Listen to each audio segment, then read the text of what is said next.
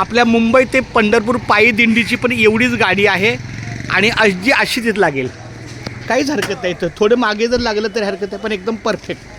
खूप धन्यवाद माऊली. रामकृष्णारी.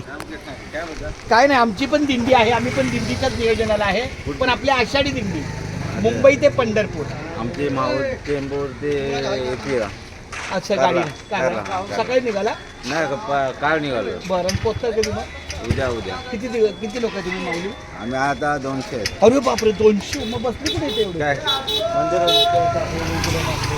आणि चालत येतं काय? गेली पालखी गेली पुढे. पालखी गेली. मग हे दुपारचं जेवण होत आहे का? आता दुपारचं जेवण, सकाळचा नाश्ता.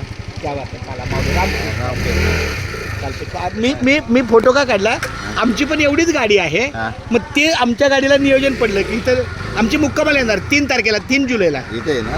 हां, हे बघा, हे आमचे ड्रायव्हर आहेत. माऊली. रामकृष्ण. आपली पण मुंबई ते पंढरपूर गाडी आहे आणि ती आमची 29 जूनला दिंडी निघणार, गेट ऑफ इंडिया. आमची 3 तारखेपासून निघाली.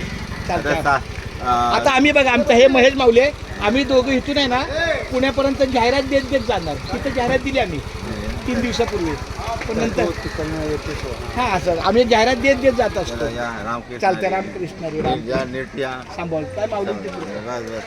चला माऊली.